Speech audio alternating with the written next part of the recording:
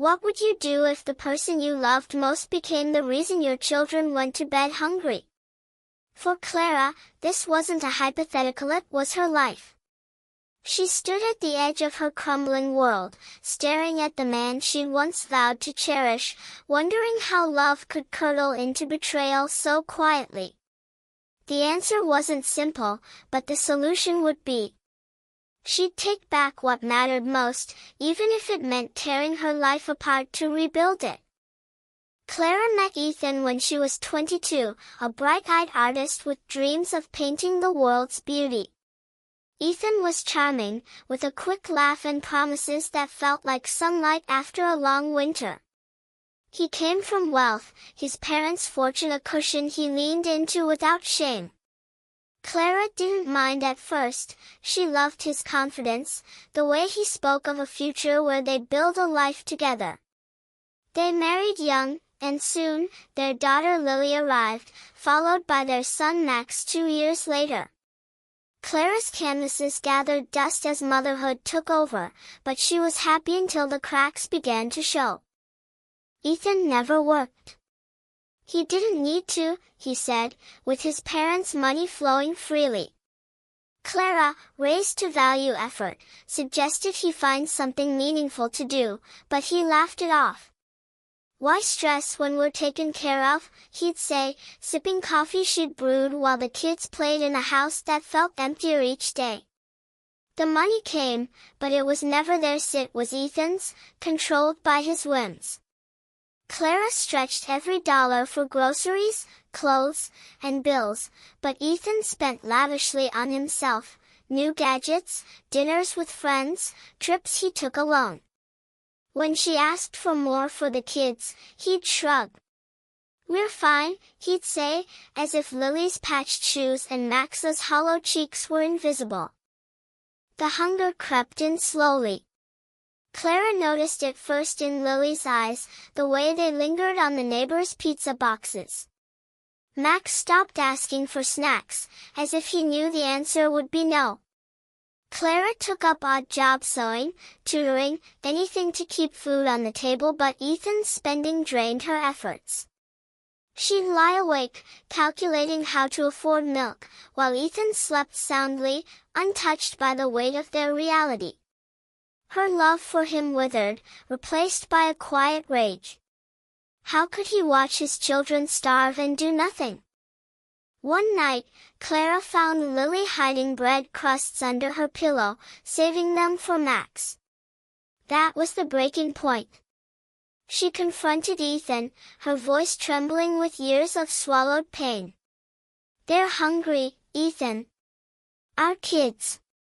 And you're buying another watch?" He rolled his eyes, muttering about her being dramatic, but Clara saw the truth. He didn't care. Not about her, not about their children. He lived for himself, propped up by his parents' wealth, while his family withered. The next morning, Clara made a plan. She'd leave, but not empty-handed. Ethan's carelessness would be his undoing. She began documenting everything, his spending, his neglect, the way he dismissed her pleas. She contacted a lawyer, a sharp woman named Rachel who'd seen cases like this before. Rachel wasn't just a lawyer, she was a mother, and when Clara showed her photos of Lily's thin wrists and Max's faded clothes, Rachel's jaw tightened. "We'll make this right," she said, and Clara believed her. The twist came unexpectedly. While digging through Ethan's financial records, Clara discovered something that shifted the ground beneath her. Ethan's parents weren't just funding him, they were hiding money in his name, a trust fund he hadn't disclosed during their marriage. It was millions, tucked away while Clara begged for scraps. The betrayal cut deeper, but it also lit a fire. Rachel pounced on the discovery, arguing that Clara and the children were entitled to a share of the marital assets, including the hidden trust. Ethan's parents, desperate to avoid a public scandal, pressured him to settle. The divorce was brutal but swift. Ethan fought, not out of love, but because he hated losing control. Clara didn't waver.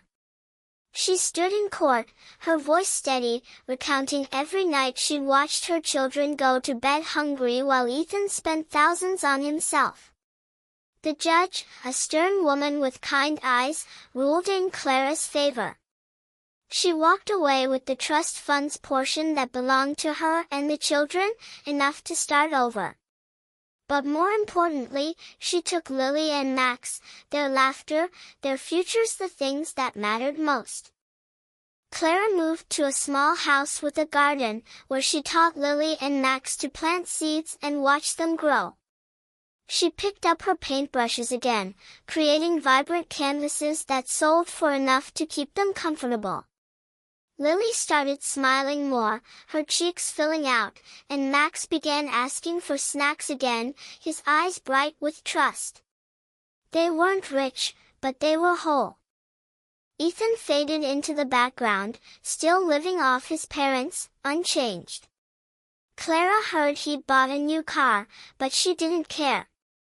She'd taken everything that mattered, her children's safety, their joy, her own strength. She'd once thought love meant holding on, but now she knew it meant letting go of a man who'd let them starve, of a life that diminished her. Years later, Clara stood in her garden, watching Lily chase Max through rows of sunflowers. She thought of the question that had haunted her: what would you do if the person you loved most became the reason your children suffered? She'd answered it, not with words, but with action. She'd chosen her children, herself, and a life rebuilt from ashes. And as the sun dipped low, painting the sky in hues she'd one day capture on canvas, Clara felt something she hadn't in years: peace. The world hadn't broken her. It had forged her. And in that forging, she found the courage to take back what was hers: not just money, but the right to live, to love, to thrive. For her, for Lily, for Max, it was enough.